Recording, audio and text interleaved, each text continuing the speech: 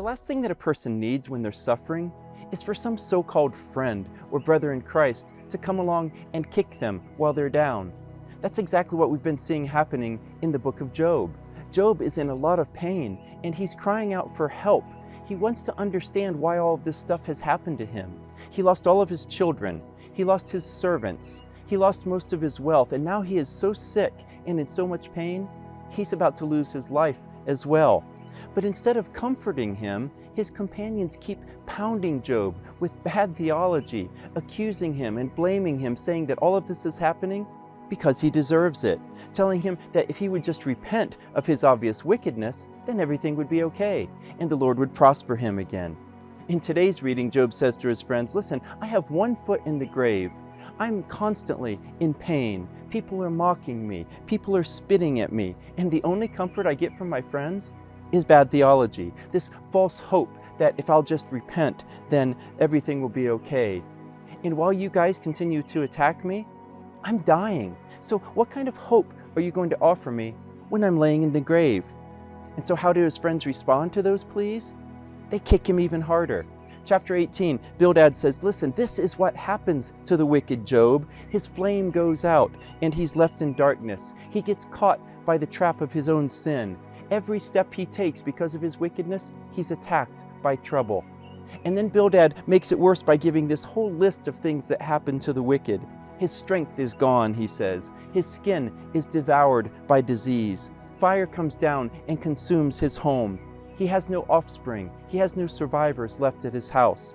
And those are all things that specifically happened to Job. And Bildad ends his speech by saying, that's what happens to those who are wicked, Job. That's what happens to people who don't know God, people like you.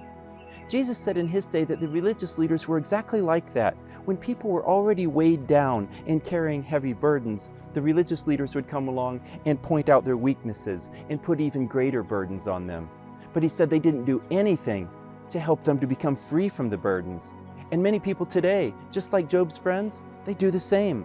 When they encounter people who are beaten down, who are discouraged, who are struggling, they make it worse by telling them that they just need to be better. They just need to try harder. They just need to have more faith.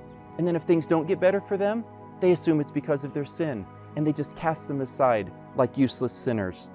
Listen, that might be the way of self-righteous religious people, but that is not the way of Jesus. In Matthew chapter 12, Matthew gives us a look into the heart of the ministry of Jesus. And he does it by quoting a prophecy from Isaiah 42, who said, when the Messiah comes, he won't break off a damaged reed. He won't put out a smoldering wick. You see, in those days, papyrus reeds were used for almost everything. They were all over the place. They were readily available and therefore cheap and accessible.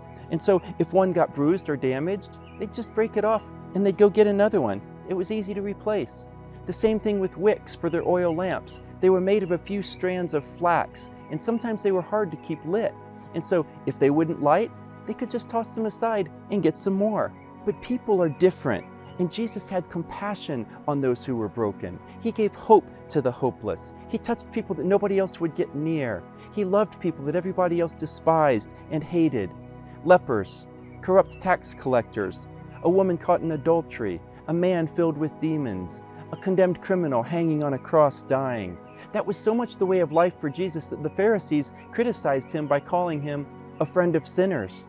But Jesus took that as a compliment and he agreed with their assessment. Matthew 9:13, he says, I didn't come looking for righteous people. I came to save sinners. Matthew 11:28, he says, come to me, all of you who are weary and carrying heavy burdens, and I will give you rest. John 6:37, he says, whoever comes to me, I will in no way cast them aside. Whoever, no matter how broken, no matter how weak, no matter how sinful. Listen, the truth is, if God gave everybody what they deserved right now, none of us would be living in prosperity or in comfort. In fact, none of us would be living at all because we all deserve death. Paul says in Romans 3 that all have sinned and fall short of the glory of God.